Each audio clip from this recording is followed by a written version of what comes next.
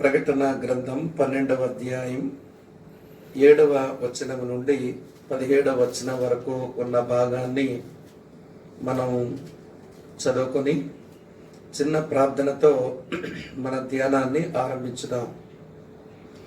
7వ వచన ఆరంభం. అంతటా పరలోకమందు యుద్ధము జరిగెను.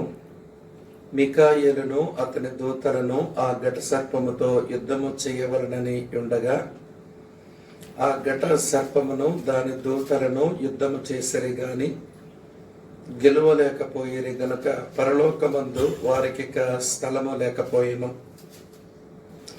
కాగా సర్వలోకమును మోసపుచ్చుచు అపవాది అనియు సాతాను అనియు పేరుగల ఆది సర్పమైన ఆ మహాఘట సర్పము పడద్రోయబడెను.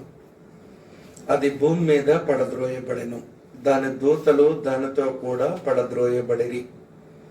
మరియు ఒక గొప్ప స్వరము పరలోకమందు ఎలాగో చెప్పుట వింటిని, రాత్రింబగళ్ళు మన దేవుని ఎదుట మన సహోదరుల మీద నేరము మోపువాడైన అపవాది పడద్రోయబడి ఉన్నాడు గనుక ఇప్పుడు రక్షణయు శక్తియు రాజ్యమును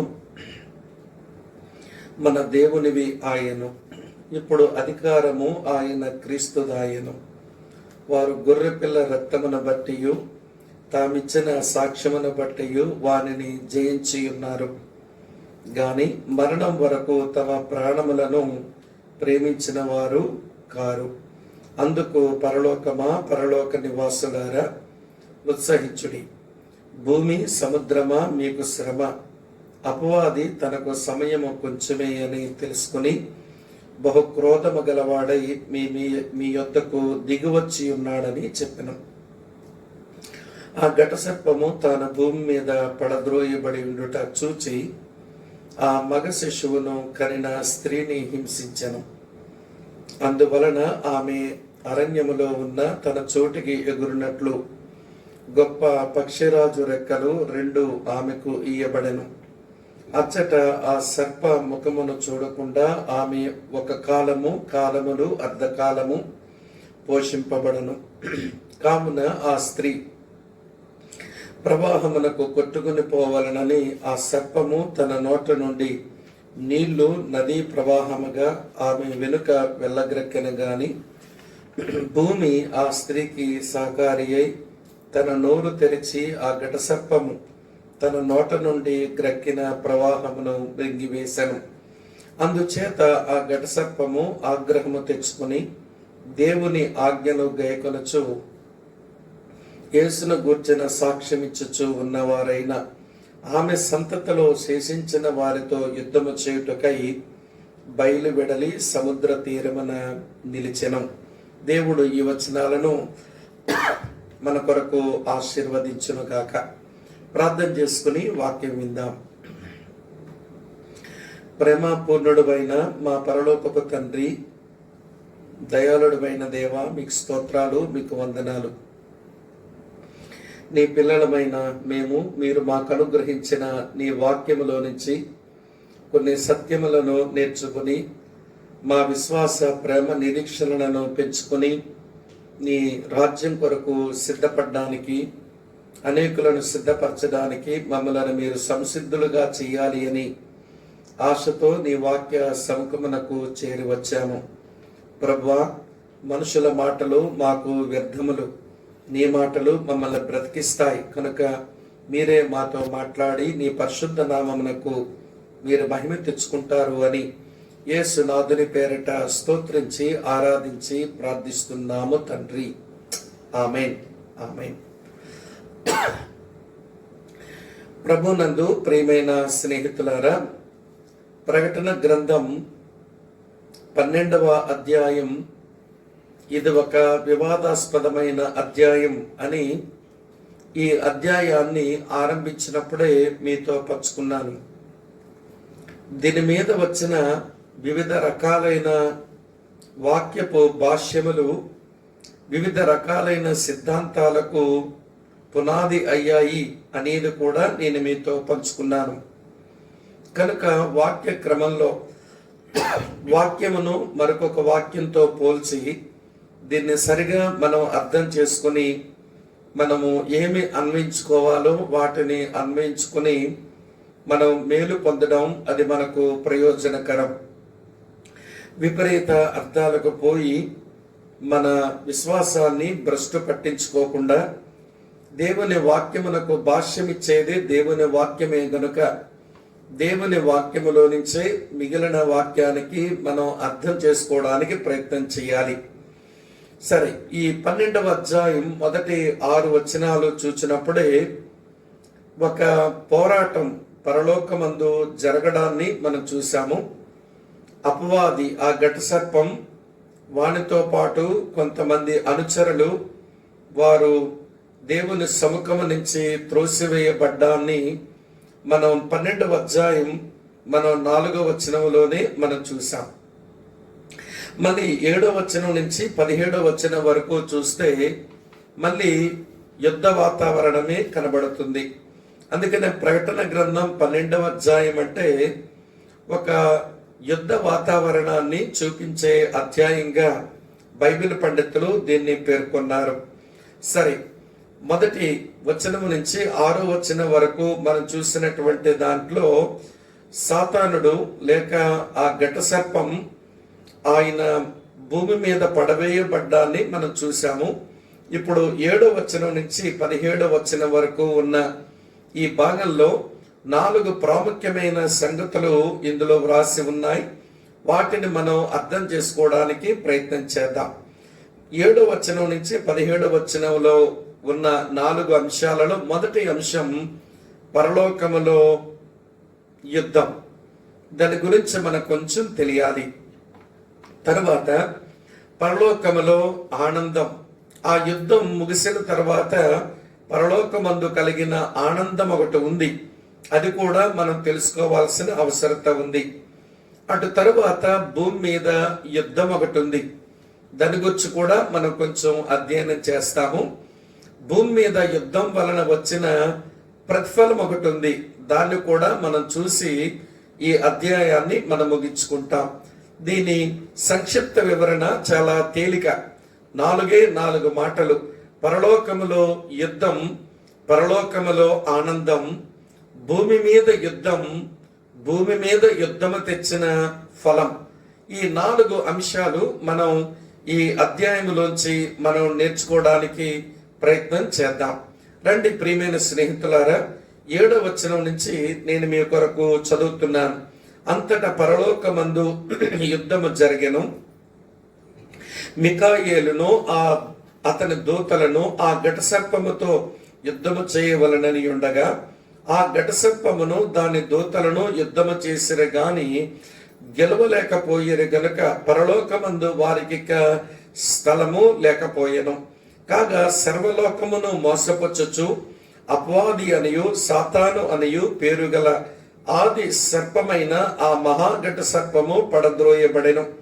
అది భూమి మీద పడద్రోయబడెను. దాని దూతలు దానితో కూడా పడద్రోయబడిరి.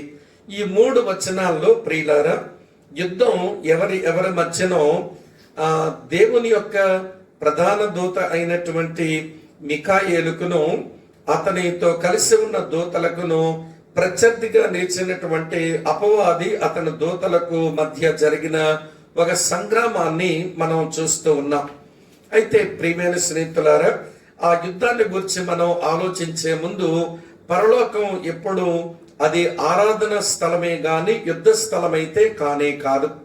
మనం పరలోకమందు ఏ దృశ్యాన్ని మనం చూసినా దేవుణ్ణి, దేవుని కుమారుణ్ణి, అక్కడ ఉన్నటువంటి కోట్లాది కొలది దేవదూతలు, ఆ జీవులు, అలాగనే 24 పెద్దలు ఆయన్ని ఆరాధిస్తూ ఉండడాన్ని మనం చూస్తాం. అందుకనే పరలోకం అది ఒక ఆరాధనా స్థలమే. అది ఎప్పుడు రణస్థలంగా ఉండేదానికి అవకాశమే లేదు. కానీ అపవాది యొక్క అంతం ఆరంభంలో ఆ పరలోకమందు ఒక యుద్ధం సంభవించడాన్ని మనం చూస్తూ ఉన్నాం. సరే ప్రియమైన స్నేహితులారా, ఈ యుద్ధం లోపలికి వెళ్ళి కొన్ని సంగతులు నేర్చుకోవడానికి ప్రయత్నం చేద్దాం. సరే, యుద్ధంలో దేవుని దూతలతో ప్రత్యర్థిగా నిలిచిన అపవాది కూర్చున్నటువంటి వివరణ ఈ వచనాల్లో ఉంది. చదువుతాను చూడండి. మొట్టమొదట అతని యొక్క నామాలు చెప్పబడ్డాయి. అటు తరువాత అతని యొక్క నైజము కూడా చెప్పబడింది. కనుక దేవదూతలతో వారి పైన ఉన్న ప్రధాన దూత అయినటువంటి మిఖాయేలుతో పోరాటం చేస్తున్నటువంటి అపవాది వాని అనుచరులు గురించి మనం ఆలోచించినప్పుడు వాడి నామములు చెప్పబడ్డాయి, అలాగనే వాడి నైజము కూడా చెప్పబడింది. ఈ రెండు మనం ఎరగవలసినటువంటి విషయాలుగా ఉన్నాయి అని నేను మీకు జ్ఞాపకం చేస్తున్నాను. రండి, అతను కూర్చున్న వివరణ మనం చూస్తాం. ఇప్పటి వరకు సాతాను కూర్చున్నటువంటి వివరణలో మనకు దొరికేటువంటి అధ్యాయాలు యెషయా గ్రంథం 14వ అధ్యాయం, అలాగనే యెహెజ్కేలు గ్రంథం 28వ అధ్యాయంలో ప్రియులారా వాస్తవానికి వేరొక రాజును కూర్చున్నటువంటి ప్రస్తావన తీసుకొచ్చి రాసినప్పటికీ కూడా అది అపవాదికి సంబంధించిన లేఖనాలుగా అవి ఉన్నాయి, అలా నమ్ముతాము, అది నిజమే. అయితే నేరుగా అపవాదిని గురించి ఇంత విపులంగా రాయబడిన భాగం ఈ రోజు మనం చదువుకున్నటువంటి వాక్య భాగమే. సరే రండి ప్రియులారా, వాడి నామములు ఏమి నామములు, వాడి నైజం ఎలాంటి నైజమో మనం చూసిన తర్వాత ఎవరితో అతను పోరాటానికి వచ్చాడో, ఈ పోరాటం జరిగే సమయం ఏంటో, సరే వాడు ఎట్లనో ఓడిపోయినాడని ఈ వచనంలో తెలపబడింది గనుక వాడు ఓడిన తర్వాత స్థితిగతులు ఏంటో మనం అధ్యయనం చేద్దాం. రండి, వాడికి ఇవ్వబడిన నామాల్లో ఏమి నామం ఇవ్వబడిందట చదువుతున్నా చూడండి 9వ వచనంలో. కాగా సర్వలోకమును మోసపుచ్చుచు అపవాది అనియు సాతాను అనియు పేరు గల ఆది సర్పమైన మహాఘట సర్పము పడద్రోయబడెను అని రాసి ఉంది. ప్రియులారా, ఈ వచనంలో మొట్టమొదట మనం గమనించవలసిన విషయం వినండి. మహాఘట సర్పం అనే మాట, మహాఘట సర్పం అనే మాట. మహాఘట సర్పం దాని దేనికి సూచించేది అంటే హింస నాశనానికి అది సూచనగా ఉంది. ప్రియులారా, హింస నాశనం వీడి వలన జరిగేది కనుక వాడి ఆకారం కూడా ఈ సూచనలో ఎట్లా కనబడుతుందనంటే మహాఘట సర్పముగా కనబడుతున్నాడు. వాడు హింసను నాశనమే చెయ్యవాడు. అది మొదటి సంగతి. రెండవ సంగతి ఏమని చెప్పబడిందనంటే ఆది సర్పం అని చెప్పబడింది. ఆది సర్పం అనగానే ఆదికాండం 3వ అధ్యాయంలో హవ్వ ముందుకు వచ్చి, ప్రియమైన స్నేహితులారా, తన కుయుక్తి చేత హవ్వను వాడు మోసపరిచినటువంటి వాడు అని వాడి నైజాన్ని మనం ప్రియులారా వాడి పేరును బట్టి వాడి స్వభావాన్ని కూడా కొంచెం తెలుసుకునే అవకాశం ఉంది. కనుక మహాఘట సర్పం, ఆది సర్పం, రెండు మాటలు. మూడో మాట ఏమిటి అంటే వినండి, అపవాది అనే మాట మనం చూస్తాం. అపవాది అంటే ఎదుటి వారి మీద నేరారోపణ చేస్తూ, ఎదుటి వారిని కించపరుస్తూ, ఎదుటి వారి మీద తప్పులు మోపుతూ ఉండేటువంటి వాడు. మనం కోర్టులో మనం చూస్తుంటాం, బోర్లో నిలబడిన ఒక వ్యక్తి మీద అపవాదులు మోపేటువంటి ఒక లాయర్ని మనం చూస్తాము. అతని పక్షంగా మాట్లాడేటువంటి ఉత్తరవాదిని కూడా చూస్తాము. ఉత్తరవాదిని, అడ్వకేట్ ని ఉత్తరవాది అని అంటాము. నేరాలు మోపేటువంటి ఆయన్ను ఎక్యూజర్ అని అంటాం. కాబట్టి సాతానుడు ఇటువంటి వాడనంటే అపవాది అని వాడికి పేరియబడింది. వాడు ఆది నుంచి కూడా వాడు అపవాదులు మోపేటువంటి వాడే, నేరారోపణ చేసేటువంటి వాడే. కనుక స్నేహితులారా, జకర్యా గ్రంథం 3వ అధ్యాయం మొదటి 6 వచనాల్లో చూసినప్పుడు దైవ సేవకుడైన యెహోషువ మీద నేరారోపణ చేసిన వాడు. కనుక వినండి, ఇప్పుడు మనం చదివిన వాక్య భాగంలో మీరు గమనిస్తే ఆ 10వ వచనంలో మనం గమనిస్తే దేవుని ఎదుట మన సహోదరుల మీద నేరము మోపువాడైన అపవాది అని రాసి ఉంది. అపవాది అంటే నేరాలు మోపేవాడు. ఇది గమనించండి. వాడు ఎలాగ మన మీద కూడా దాడి చేస్తుంటాడో నేను తర్వాత మీకు వివరిస్తాను. తర్వాత 4వ నామం ఏమిటి అంటే సాతాను అన్నాడు. సాతాన్ అంటే విరోధంగా నిలిచేవాడు అని అర్థం. దేనికి విరోధంగా నిలుస్తాడు? దేవుని ప్రణాళికలకు వీడు విరోధంగా నిలుస్తాడు. దేవుని ప్రజలకు వీడు విరోధంగా నిలుస్తాడు. అలాగనే దేవుని సంఘానికి విరోధంగా నిలుస్తాడు. దేవుని వాక్యం ప్రబలకుండా కూడా వాడు విరోధంగానే వాడు నిలబడతాడు, వ్యతిరేకంగానే నిలబడతాడు. అందుకే వాని పేరు డెవిల్ లేదా సాతాను అని మనం చూస్తాం. కనుక ప్రియమైన స్నేహితులారా, ఈ 4 నామాలు చూడండి చాలా జాగ్రత్తగా. మొదటి నామం మహాఘట సర్పం. వాడు హాని చెయ్యవాడు, వాడు నాశనం చెయ్యవాడు. హాని చేయడం, నాశనం చేయడం వాడి లోపల ఉండేటువంటి విధానమే అది.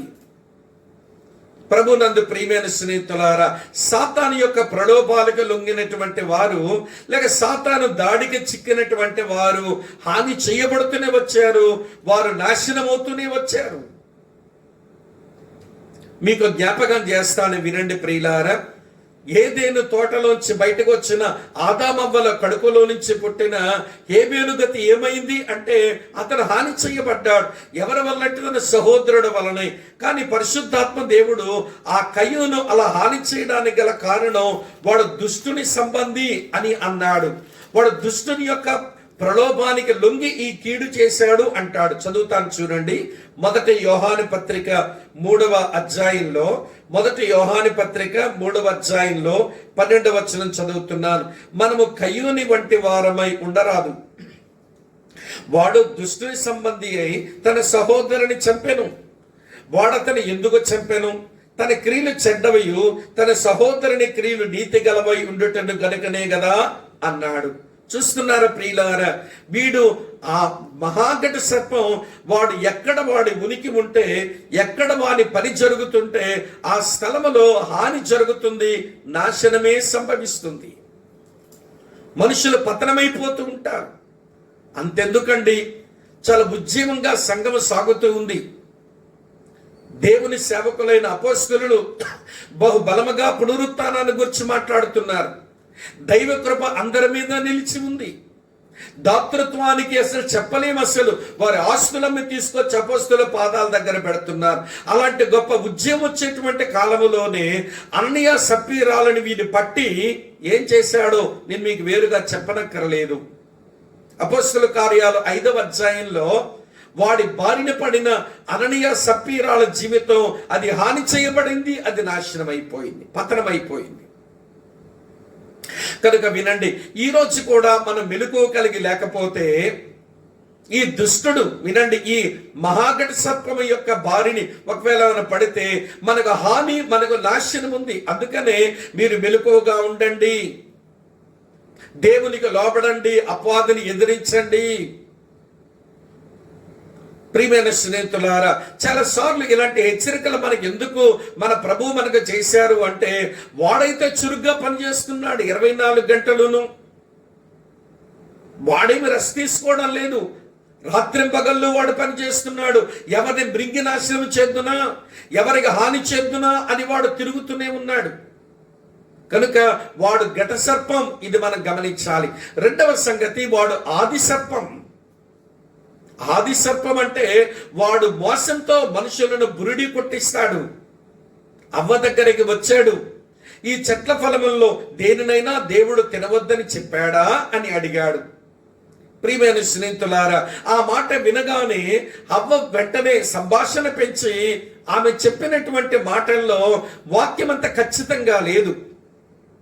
దేవుడు చెప్పిన మాట ఇది మాకు దేవుడు చెప్పాడని ఖచ్చితంగా అమ్మ చెప్పుంటే బాగుండును. ఆమె ఇచ్చినటువంటి వాక్యములో ఖచ్చితమైనటువంటి వాక్యం లేదు. దేవుడు చెప్పంది ఒకటి కలిపింది, దేవుడు చెప్పింది మరొకటి తీసేసింది. నిశ్చయముగా చచ్చెదరు అన్నాడు దేవుడు, నిశ్చయముగానే మాట తీసేసింది. ముట్టొద్దు అని దేవుడేమీ చెప్పలేదు, ఈవిడ ముట్టొద్దు అనే మాట కలిపింది.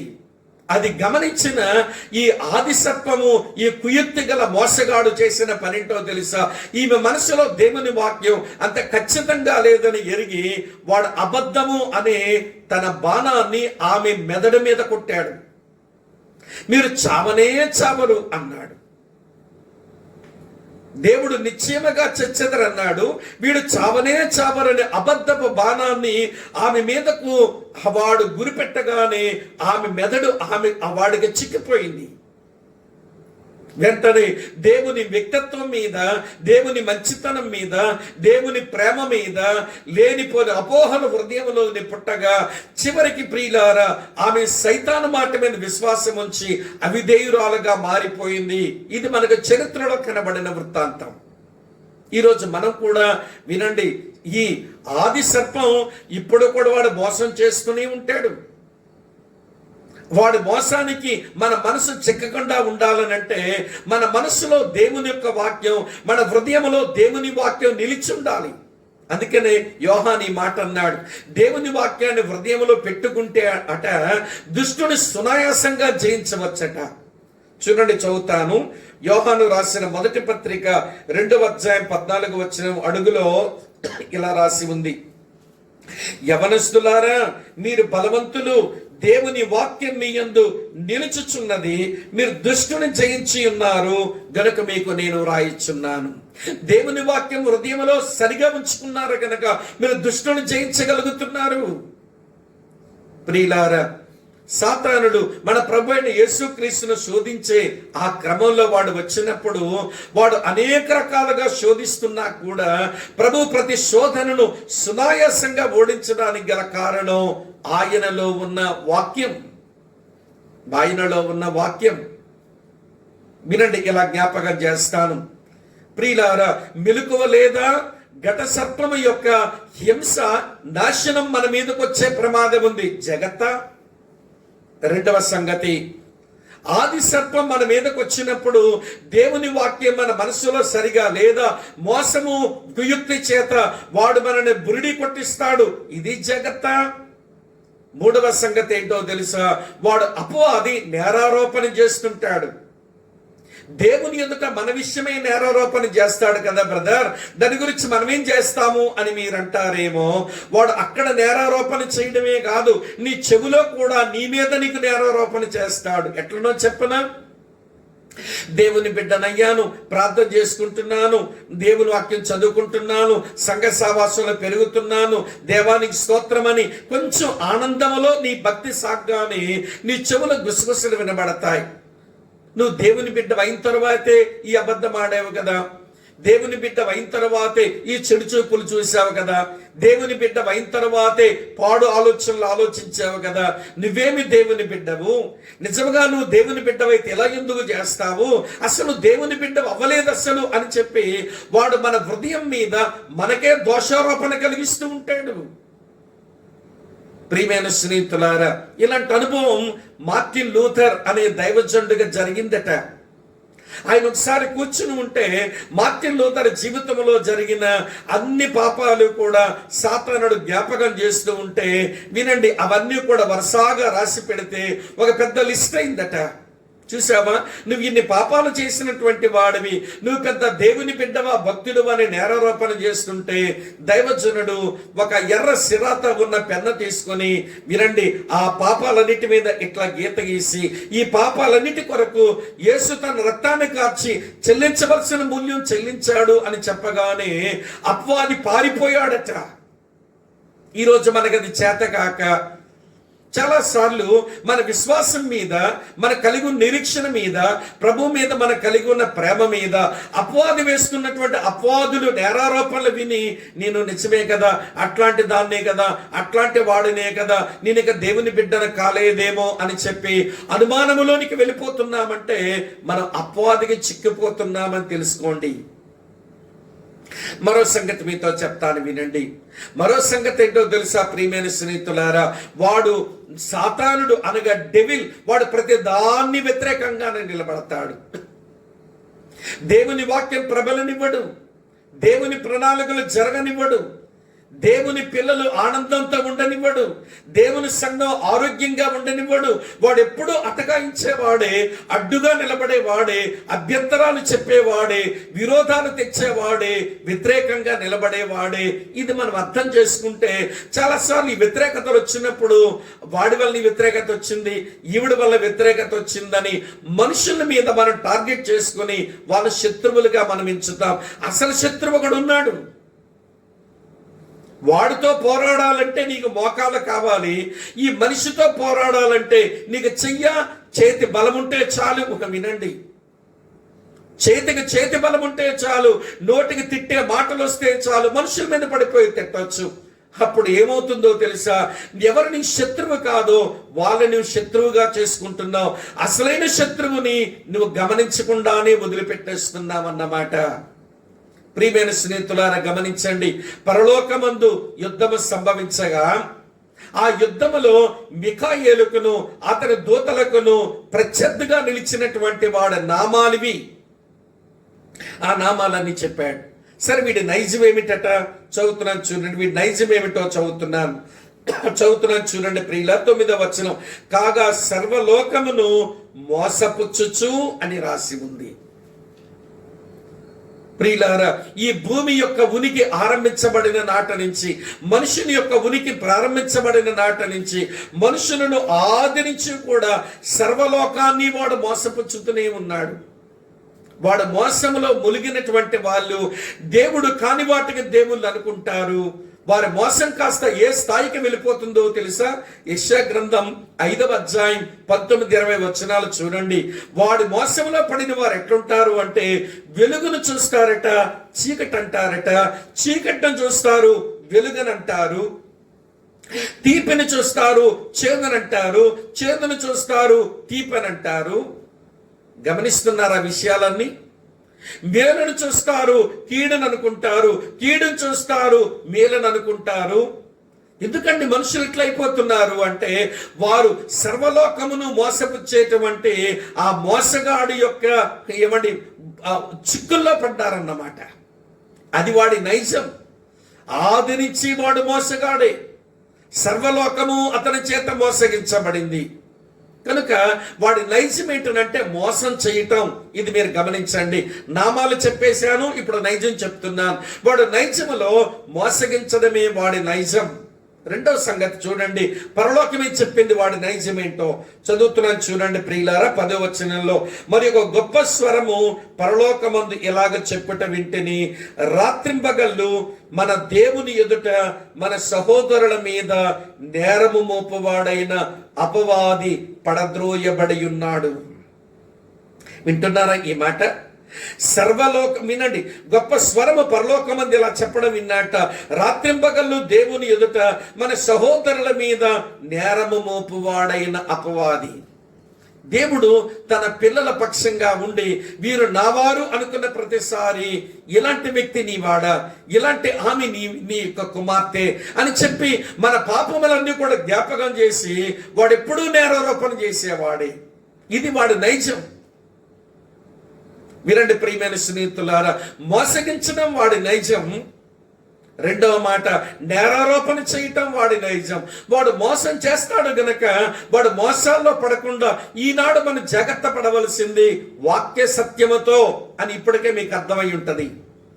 నీ లోపల వాక్య సత్యం లేకపోతే, నువ్వు నమ్మింది వాక్య సత్యం కాకపోతే, వినండి, వాడు మోసములో ఎక్కడో కూలబడిపోతావు. రెండవది, మరి వాడు నేరారోపణ చేస్తున్నాడు, ఏం చేయమంటారు? ప్రభునందు ప్రియమైన స్నేహితులారా, వాడు నేరారోపణ చేస్తున్నాడు, ఏం చేయమంటారు? నువ్వేం చేయనక్కర్లా, నేను కూడా ఏం చేయనక్కర్లా. ఎందుకో తెలుసా? మన మీద వాడు దేవుని ఎదుట నేరారోపణ చేస్తున్న ప్రతిసారి మన పక్షంగా మాట్లాడేందుకు ఒక ఆయన ఉన్నాడు.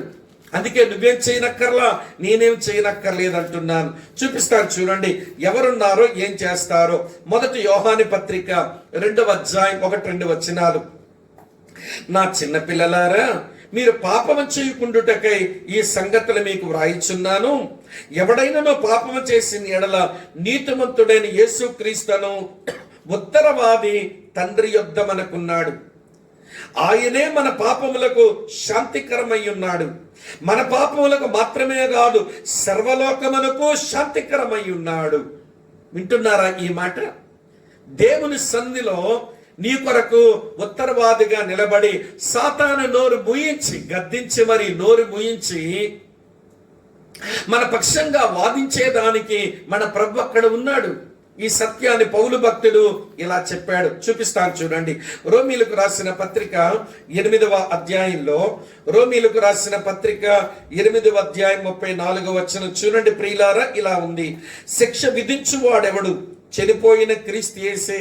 అంతేకాదు, మృతులలో నుండి లేచిన వాడును, దేవుని కుడిపార్శ్వమున ఉన్నవాడును, మన కొరకు విజ్ఞాపనం చేయవాడును ఆయనే. వింటున్నారా? 33వ వచనం చూడండి. దేవుని చేత ఏర్పరచబడిన వారి మీద నేరం మోపువాడెవడు? నీతిమంతులుగా తీర్చువాడు దేవుడే, శిక్ష విధించువాడెవడు? చనిపోయిన క్రీస్తు యేసే. అంతేకాదు మృతులలో నుంచి లేచిన వాడు, దేవుని కుడిపార్శ్వం ఉన్నవాడును, మన కొరకు విజ్ఞాపనము చేయువాడును ఆయనే. ఎవడండి నీ మీద నేరారోపణ చేసేది? ఎవరు నీకు శిక్ష విధించేది? వినండి ప్రియమైన మిత్రులారా, దేవుని కుడిపార్శ్వమున ఉన్న ప్రభువైన యేసుక్రీస్తు నీ కొరకు విజ్ఞాపనము చేస్తూ ఆయన ఉత్తరవాదిగా ఉన్నాడు అని మనం గమనిస్తే, వినండి, నీ మీద నేరారోపణ అక్కడ చేసినా, లేక నీ చెవులో గుసగుసలాడి నీ మీద నీకే నేరారోపణ కలిగేలా చేసినా, వినండి, నా కొరకు ఉన్న యేసుక్రీస్తు ప్రభు నా కొరకు ప్రధాన యాజకుడుగా, నా కొరకు ఉత్తరవాదిగా, నా కొరకు విజ్ఞాపనకర్తగా, నా కొరకు మధ్యవర్తిగా దేవుని సముఖమున ఉన్న నా యేసు చాలు నా మీద వచ్చే ప్రతి నేరానికి జవాబు ఇవ్వడానికి అన్న ధైర్యంతో భూమి మీద బ్రతకడం మనకు చేతనివ్వాలి. ఎందుకంటే నేను ఎక్కువ చెప్పలేను. వాడి నామములు, వాడి నైజాలు, 4 నామాలు చెప్పాను. ఘట సర్పం, ఆది సర్పం, అపవాది, సాతానుడు, అది వాడి నామాలు. వాడి నైజాలు 2 నైజాలు ఉన్నాయి. ఒక నైజం మోసగించడం, మరొక నైజం, వినండి ప్రియులారా, అది వాడు నేరారోపణ చేయటం. వాడి మోసగించడం అని వాడి నైజం పని మనకు చేస్తున్నప్పుడు వాక్య సత్యం లోపల నిలిచి ఉండాలి. వాడు మన మీద నేరారోపణ చేస్తున్నప్పుడు నీ కొరకున్న ఉత్తరవాదైన యేసునందు నీ కలిగిన విశ్వాసముతో నువ్వు ప్రకటన చెయ్యాలి. ఇది నువ్వు గమనిస్తే ఇప్పుడు చెప్తాను. ఇప్పుడు ఈ సాతానుకు, వాడి దూతలకును, మికాయేలుకును, ఆయన దూతలకును యుద్ధము జరుగుతా ఉంది. ఎప్పుడు ఆరాధన జరిగే పరలోక వాతావరణంలో యుద్ధ వాతావరణం వచ్చింది. సరే, ఇప్పుడు పరలోకము సంతోషిస్తుంది. చూడండి, నేను చదువుతాను. ఎందుకు సంతోషించిందో నేను జ్ఞాపకం చేస్తాను. చదువుతున్నాను, చూడండి ప్రియమైన స్నేహితులారా. ఇలా వ్రాసి ఉంది 10వ వచనం నుంచి, మరియు గొప్ప స్వరం పరలోకమందు ఎలా చెప్పుట వింటని, రాత్రింపగల్లో మన దేవుని ఎదుట మన సహోదరుల మీద నేరము పాడైన అపవాది పడద్రోయబడి ఉన్నాడు గనక ఇప్పుడు రక్షణయు శక్తియు రాజ్యమును మన దేవుని వాయను, ఇప్పుడు అధికారము ఆయన క్రీస్తుదాయను. వారు గొర్రెపిల్ల రక్తమును బట్టి, తామిచ్చిన సాక్ష్యమును బట్టి వారు జయించి ఉన్నారు గాని మరణం వరకు తమ ప్రాణములను ప్రేమించిన వారు కారు. అందుకు పరలోకమా, పరలోక నివాసులారా ఉత్సహించండి. 12వ వచనం మొదటి భాగం వరకు చదివాను. అందుకు పరలోకమా, పరలోక నివాసులారా ఉత్సాహం చేయండి. పరలోకంలో యుద్ధం ఎవరెవరి మధ్య మనకు అర్థమైంది. ఇప్పుడు పరలోకములో ఉత్సాహం కలుగుతుంది. ఉత్సాహానికి గల కారణం ఏమిటి అంటే ఒకటే కారణం. ఆ ఘట సర్పం, ఆ ఆది సర్పం, ఆ అపవాది సాతానుడు భూమి మీదకు పడద్రోయబడ్డాడు. ఎవరు పడద్రోసినారు అని అంటే, వినక యుద్ధములో నిలిచింది మిఖాయేలు, అతని దూతలను అనే మాట మనం చూస్తాం. అది 7వ వచనంలో ఉంది. అంతటా పరలోకమందు యుద్ధము జరిగెను, మిఖాయేలును అతని దూతలను అనే మాట. ప్రియులారా వినండి, దేవుని పక్షంగా ఎప్పుడైనా యుద్ధాలు జరగవలసి వస్తే, ఆ యుద్ధములలో లేక అపవాదితో పోరాటం సల్పవలసి వస్తే, ఆ పోరాటములో దేవునికి ప్రాతినిధ్యం ఇచ్చేవాడు మిఖాయేలే. దానియేలు గ్రంథం మీరు 10వ అధ్యాయం ప్రియమైన స్నేహితులారా 13వ వచనం చూచిన, దానియేలు గ్రంథం 12వ అధ్యాయం 1వ వచనం చూచిన, దేవునికి, దేవుని ప్రజలకు ప్రాతినిధ్యం వహించి దుష్టునికి వ్యతిరేకంగా నిలబడి పోరాటం చేసేది మిఖాయేలే. అలాగనే యోధా పత్రిక 9వ వచనాన్ని గాని మీరు గమనిస్తే, మోషే శరీరమును గూర్చి మళ్ళీ పోరాటానికి దిగింది మళ్ళీ మిఖాయేలుని. కనుక వినండి ప్రియులారా, దేవుడు ఎప్పుడు సాతానుతో యుద్ధం చేయాల్సిన అవసరమే లేదు. దేవునికి ప్రత్యర్థి సాతానుడా? వాడెప్పటికీ కాలేడు. దేవునితో సమవుజ్జి ఎప్పుడూ కాలేడు వాడు. కనుక దేవునికి ప్రతినిధిగా వినండి వెళ్ళి పోరాటాలు చేసేటువంటి వాడు మిఖాయేలు. దేవుని యొక్క దూతల్లో మిఖాయేలు వినండి ఒక వారియర్, ఒక యోధుడిగా మనం చూస్తాం. మిఖాయేలు అనే మాటకు అర్థం ఏంటనంటే దేవునికి సాటెవరు అనే అర్థం. మిఖాయేల్ అనే మాటకు అర్థం ఏంటంటే దేవునికి సాటెవరు. ఆయన ఎప్పుడు యుద్ధానికి నిలబడినా మా దేవునికి సాటెవరు అన్నట్టుగా నిలబడి అతడు పోరాటాలు చేస్తున్నాడా అన్నట్టు ఉంటుంది. సరే ప్రియులారా, యుద్ధం ఎవరెవరకు అర్థమైంది? ఈ యుద్ధం ఎప్పుడు జరిగి ఉండొచ్చు అనేది ఒక పెద్ద ప్రశ్న. చాలా మంది చాలా తాత్పర్యాలు చెబుతున్నారు. కానీ వినండి, మనం 12వ అధ్యాయం మొదటి 6 వచనాలు చదివినప్పుడు అది వినండి, జగత్పునాది ఆరంభంలో జరిగినటువంటి స్ట్రగుల్ అది. అప్పుడే వాడు తొయ్యబడ్డాడు, తనతో పాటు కొంతమంది దేవదూతలు లాక్కొచ్చాడు. అది 4వ వచన పోరాటం, ఇది కాదు. మరి ఈ పోరాటం ఎప్పుడు జరిగింది? ఈ యుద్ధం ఎప్పుడు జరుగుతుంది? ప్రియులారా, యుద్ధం ఎప్పుడు జరగవచ్చు అనే దానికి ఆధారం ఏంటనంటే వినండి, ఒక మాట మీతో చదువుతాను. అపోస్తలుడైన పౌలు తెస్సలోనికీయులకు రాసినటువంటి మొదటి పత్రిక 4వ అధ్యాయంలో, అపోస్తలుడైన పౌలు తెస్సలోనికీయులకు రాసిన మొదటి పత్రిక 4వ అధ్యాయంలో 16వ వచనం చదువుతున్నాను. ఆర్భాటముతోను ప్రధాన దూత శబ్దముతోను దేవుని బోరతోను పరలోకము నుండి ప్రభు దిగి వచ్చును, క్రీస్తునందు మృతులైన వారు మొదట లేతురు. ఇక్కడ ప్రధాన దూత శబ్దం వినబడుతుంది. దేవుని యొక్క ప్రధాన దూత ఎవరు అంటే వినండి ప్రియమైన స్నేహితులు, మిఖాయేలుని. దేవుని యొక్క ప్రధాన దూత ఎవరంటే మిఖాయేలుని. అంటే ప్రభు అయిన క్రీస్తు తన సంఘము కొరకు వచ్చినప్పుడు, సంఘం ఆరోహణం చెందేటువంటి గడియ వచ్చినప్పుడు ప్రియులారా వినండి, 12వ అధ్యాయం మొదటి 6 వచనాల్లో వినండి, ఆ ప్రసవేదన పడినటువంటి ఆ స్త్రీ అనగా ఇశ్రాయేలుతో ఎలాగ పోరాటానికి దిగాడో, ఎందుకంటే ఇశ్రాయేలు జనాంగాన్ని దేవుడు ప్రేమించినాడు గనక. ఇప్పుడు భూమి మీద ఉన్న క్రైస్తవ సంఘం వింటున్నారా, ఇదివరకే ప్రభునందుండి మృతులైన వారిని యేసు వెంటబెట్టుకుని వస్తూ ఉంటే వీడు మైని శరీరాలు తీసుకొని వాడు పునరుత్థానం వచ్చింది, వారు వెళ్ళవలసి గడియ వచ్చినప్పుడు వాడు ఆటంకంగా నిలిచే పని చేస్తున్నాడు అనేది కొంతమంది బైబిల్ బిలీవింగ్ బిలీవర్స్ యొక్క నమ్మిక. నా కన్విక్షన్ కూడా అదే ఈ వచ్చిన భాగాన్ని బట్టి. సంఘం లేస్తుంది, వాడు అటకాయించడానికి ప్రయత్నం చేస్తున్నాడు. ఆ ప్రధాన దూత తన మిగిలిన దూతలతో వాడితో యుద్ధము చేసి వాడిని ఓడించి కింద పడవేసిన గడియ అది. సంఘం నేరుగా వెళ్ళిపోయింది.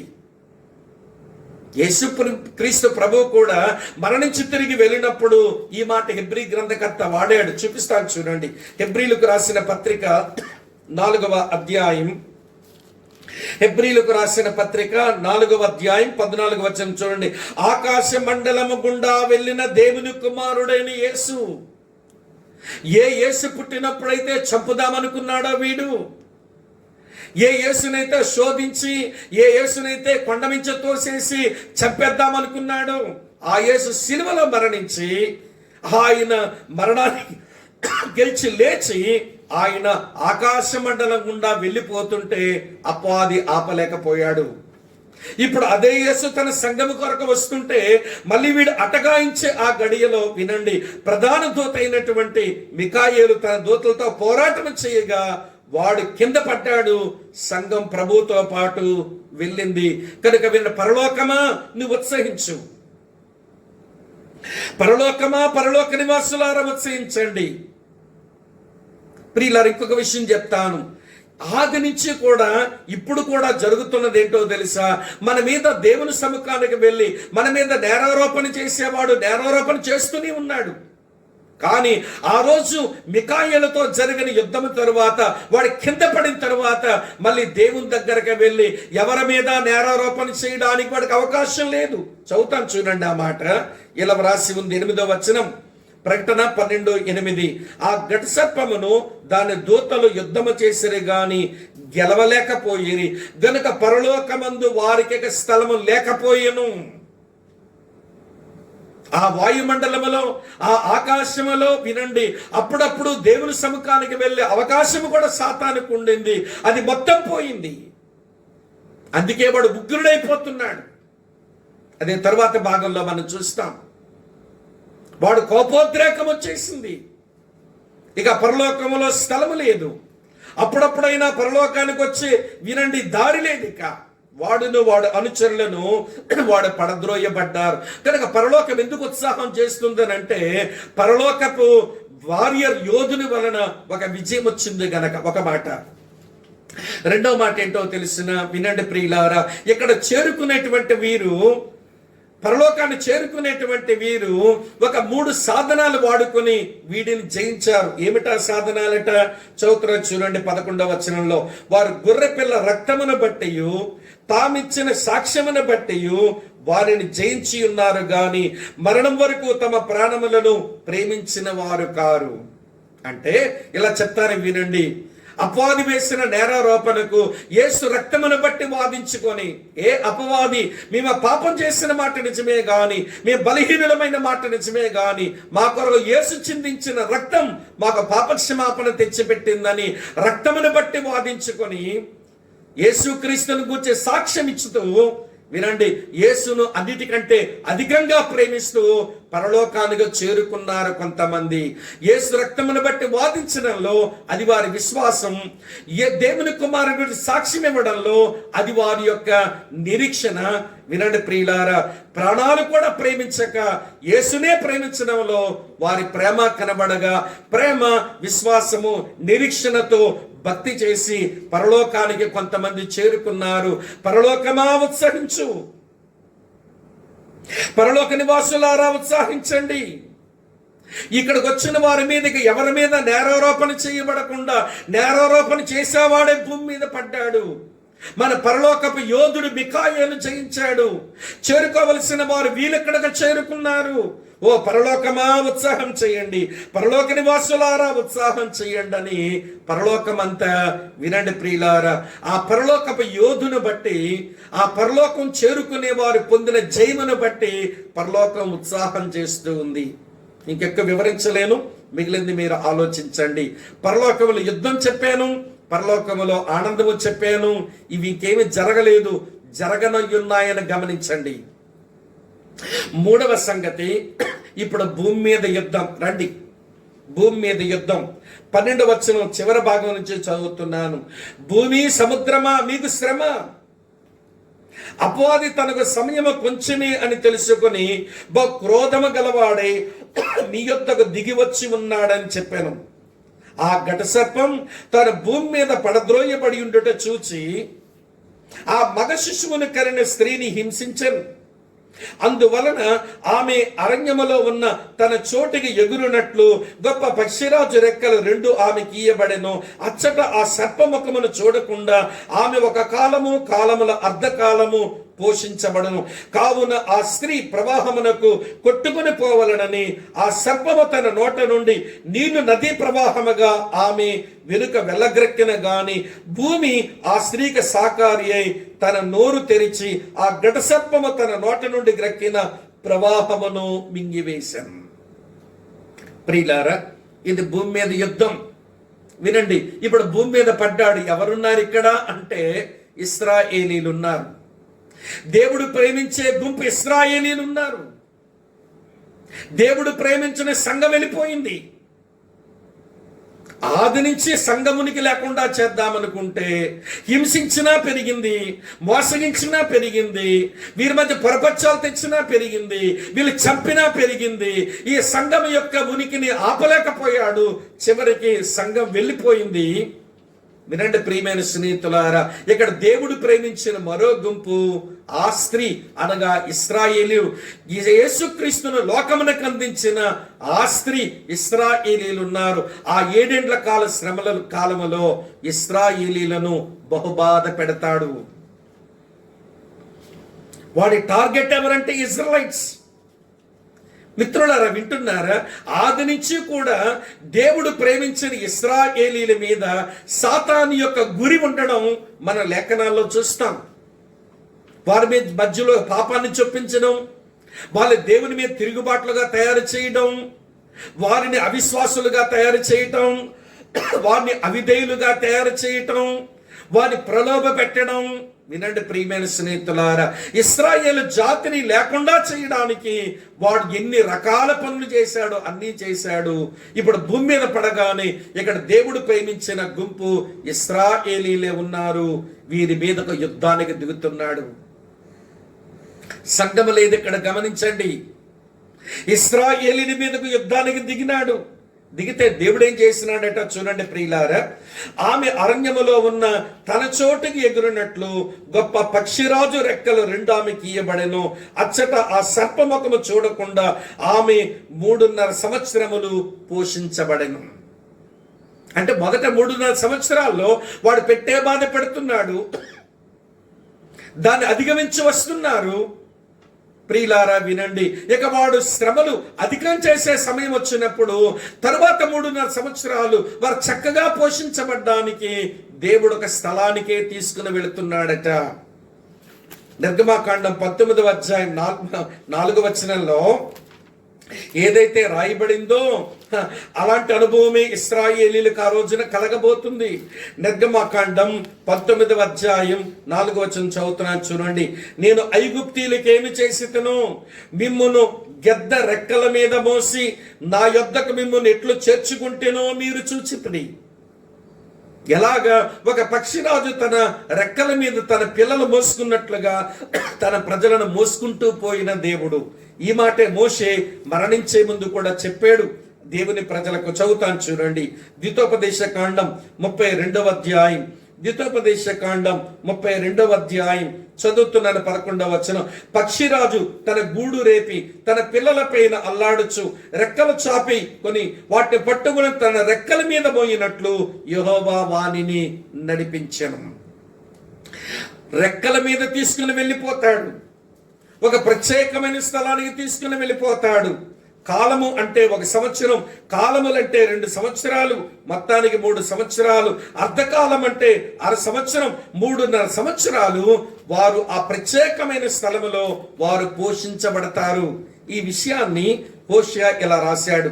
హోషేయ గ్రంథం 2వ అధ్యాయం 14వ వచనంలో, పిమ్మట దానిని ఆకర్షించి అరణ్యములోనికి కొనిపోయి అక్కడ దానితో ప్రేమగా మాట్లాడుదును, అక్కడ నుండి దాని తోడుకొని వచ్చి దాని ద్రాక్ష చెట్లనిత్తును, ఆకోరు లోయ శ్రమగల లోయను నిరీక్షణ ద్వారముగా చేసేదను అని దేవుడు హోషేయ ద్వారా కూడా దాని గురించిన వాగ్దానమే ఇచ్చాడు. కనుక ప్రియమైన మిత్రులారా, ఇప్పుడు సాతానుడు ఆ స్త్రీతో అనగా ఇశ్రాయేలుతో పోరాటం చేయగా దేవుడు ఒక ప్రత్యేకమైన స్థలాన్ని తీసుకుని వెళుతూ ఉంటే వీడేం చేస్తున్నాడట చూడండి ప్రియమైన స్నేహితులారా, తన నోట నుంచి నీళ్లు నదీ ప్రవాహం లాగా వెళ్ళగక్కితే చూడండి ఆ ఇశ్రాయేలీలకు భూమి మళ్ళీ సహాయం చేస్తుంది. ఎక్కడో ఆ నీటి ప్రవాహం వచ్చే దగ్గర ఒక భూకంపం కలగ్గా భూమి పగలగా ఆ నీరంతటినీ కూడా భూమి తీసుకోగా వినండి ప్రియులారా, ఇశ్రాయేలు ప్రజలు క్షేమంగానే ఉంటారా రోజున. వినండి, దేవుడు వారిని ప్రేమతో ఆకర్షించి ఒక ప్రత్యేక స్థలాన్ని తీసుకుని వెళ్ళడం. అలాగనే వినండి ప్రియులారా, వారిని 3.5 సంవత్సరాలు పోషించడం ఈ దుష్టుని యొక్క బారిన పడకుండా వాడి వల్ల వచ్చిన ప్రమాదంలోంచి తన ప్రజలను కాపాడుకోవడంలో దేవుడు ఎంత నమ్మదగిన దేవుడు. వారికి ఇదివరకే చెప్పాడు ఈ ఉపద్రవం వస్తుందని, ఇలాంటి ప్రమాదం వస్తుందని ఆయన ప్రవక్తల ద్వారా ముందు నుంచే చెప్పుకుంటూ వచ్చాడు. ఆ ప్రమాదంలోంచి ఆశ్చర్యరీతిగా తన ప్రజలను ఆయన కాపాడుకుంటూనే వస్తున్నాడు. కాపాడతాడు ఆ రోజున. మొదటి 3.5 సంవత్సరాలు ఇవ్వండి, ఈ దుష్టుడు వీడు అనుచరుడైన క్రీస్తు విరోధితో నిబంధన పెట్టుకున్నటువంటి వారు, వీడు నిజమైన వాడు కాదని వ్యతిరేకించిన కారణం చేత వీళ్ళని ఇబ్బందులు పాలైన తరువాత 3.5 సంవత్సరాలు మహాశ్రమలు సంభవించవలసి ఉంది. కానీ ఆ గడియల్లో దేవుడు వారిని అద్భుతంగా వారిని పోషించి వారిని సంరక్షించి వాళ్ళని కాపాడతాడు. అది భూమి మీద జరిగే యుద్ధం. సో ఇంతకీ దీనివల్ల వచ్చే ప్రతిఫలం ఏమిటట చివరి మాట చెప్పి నేను ముగిస్తాను. ఏంటంటే చివరగా వచ్చింది చూడండి 17వ వచనంలో, అందుచేత ఘట సర్పము ఆగ్రహము తెచ్చుకొని దేవునాజ్ఞలు గైకొనుచు యేసును గూర్చి సాక్ష్యమిచ్చుచు ఉన్న వారైన ఆమె సంతానంలో శేషించిన వారితో యుద్ధము చేయడానికి బయలు వెడలి సముద్ర తీరమున నిలుచును. వినండి, వాడు ఆవేశంతో ఆగ్రహం తెచ్చుకొని ఇంకా ఈ స్త్రీ సంతానం కొంతమంది ఆయన ఆజ్ఞలు గైకునే వారు లేచారు, యేసుని గురించి సాక్ష్యం ఇచ్చేవారు లేచారు. వాళ్ళతో యుద్ధం చేయడానికి వాడు సముద్ర తీరమని వాడు నిలుస్తాడు. అది మహా గొప్ప యుద్ధం కానయ్యుంది. దాని గురించిన వివరాలు తర్వాత మనం ఆలోచన చేస్తాం.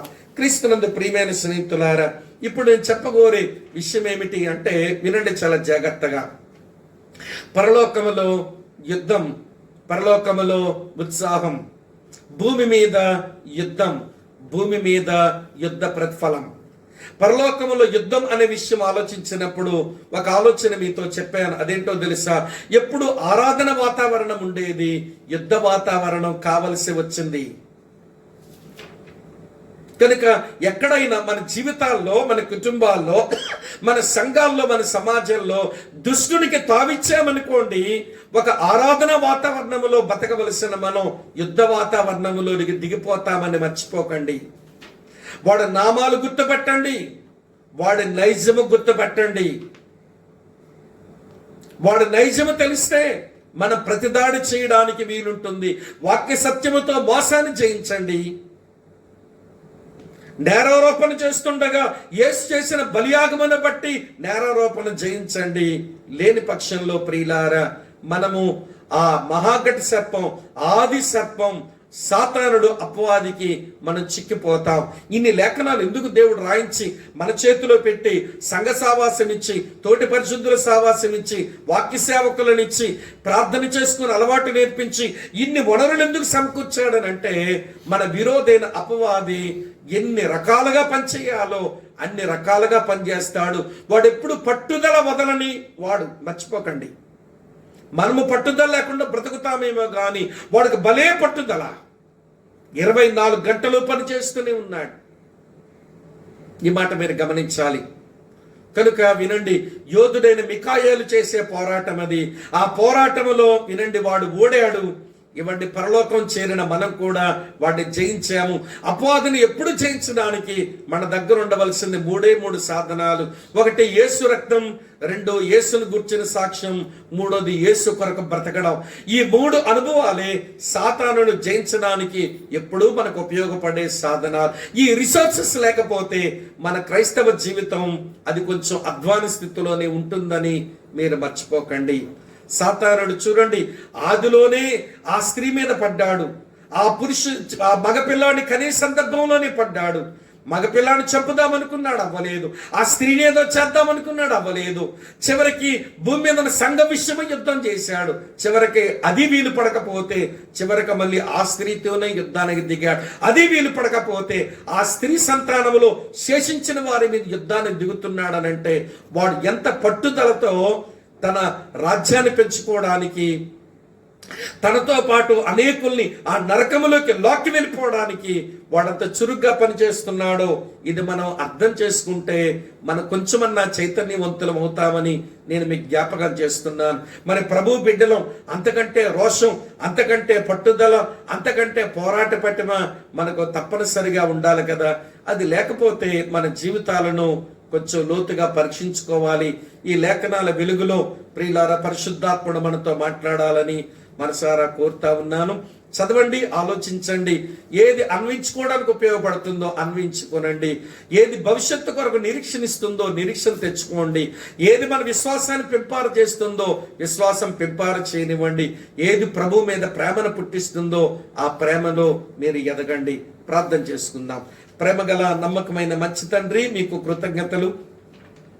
ప్రకటన గ్రంథం 12వ అధ్యాయం ఈ ధ్యానం మా ప్రియులకు మాకు ఆశీర్వాదకరంగా చేశారని నమ్ముతున్నాను. దీవించము. దుష్టుల మీద నీ కుమారుడైన యేసుక్రీస్తునందు మాకు మీరు ఇచ్చిన నాయన ఆ ఘన విజయాన్ని బట్టి మీకు స్తోత్రాలు చెల్లిస్తూ ఆ విజయంలోంచి మేము అత్యధిక విజయానికి ప్రయాణం చేయడానికి కావలసిన కృపనిస్తారు అని యేసునాథుని పేరిట స్తోత్రించి ప్రార్థిస్తున్నాము తండ్రి. ఆమేన్, ఆమేన్.